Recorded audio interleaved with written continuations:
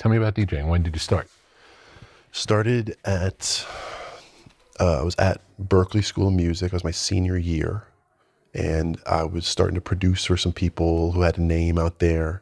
And everyone was thinking I was doing really well because I had me and Mac Miller and me and Schoolboy Q posted on my Facebook. I'm working with all these rappers. I was making about $1,000 a beat. I was making like $1,200 a beat.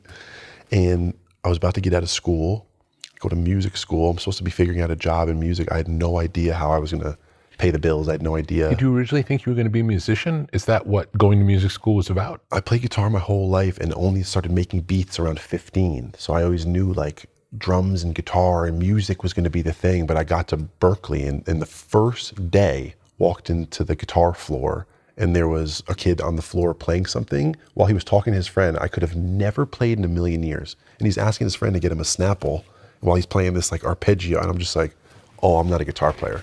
And I just started focusing on production. Wow. And I realized real quick, like when I had friends who could play like Paco de Lucia on flamenco guitar and friends who could transcribe John Coltrane solo and play it perfect, beats were where I could impress those people. Yeah. Those same people thought it was insane that I had done a beat that Kendrick rapped on, you know what I mean?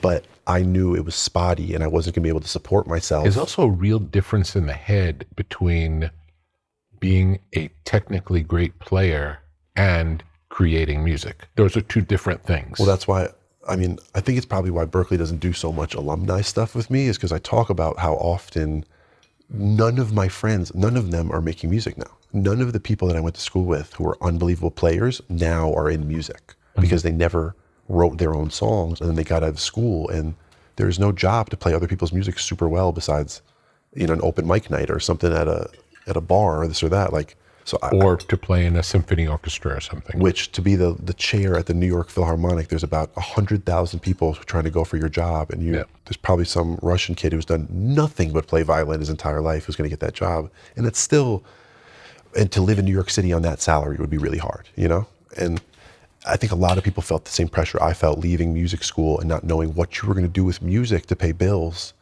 And I had a really close friend who dropped out of Berklee, moved to Los Angeles, and started just getting really deep into the electronic music scene in LA in 2011, 2012. And he would call me and say, yo, you know, like those beats you made where you used like that wobble sound or you, like I would try to not use an 808. I would try to do something that was a bass, but it was different. Yeah. And my friend's like, dude, these kids in LA are making rap beats using sounds from dubstep songs and sounds from old techno stuff. And it's going crazy and it's just instrumentals. These kids put instrumentals on SoundCloud and I just saw this kid Bauer, I saw this DJ Arl Grime, they're going crazy. It's insane. These kids are getting 10K a show. And SoundCloud's an interesting moment in time. Is there anything like that today? I don't think so. Nothing that's not already like super monetized and has like 1 million DMCA strikes. If you put up something that has a Drake acapella in it, you're getting taken down in 2 seconds. We were in the Wild West where you could go on SoundCloud, steal anything, flip anything, rip anything, and it would stay up. You couldn't necessarily monetize it, but you could definitely... No, but it wasn't about monetization. The beauty of it was, it really was this free play environment where you could find really cool new things. Yeah. And people were experimenting and trying things, and there was a lot of bad stuff and a lot of cool stuff. Yeah, and I think it was so influential that there's still people who cling to it. Like Aphex Twin is still uploading to SoundCloud randomly on a page that people hardly know about just because it's an outlet that's that direct. Yeah. My friend told me... That's a real something missing today is what SoundCloud used to be. For sure. And the amount of artists now who are huge artists who started there, who started with that format and mentality, that's not something you can tell someone to do now. Just drop a bunch of your music and let people hear it. How?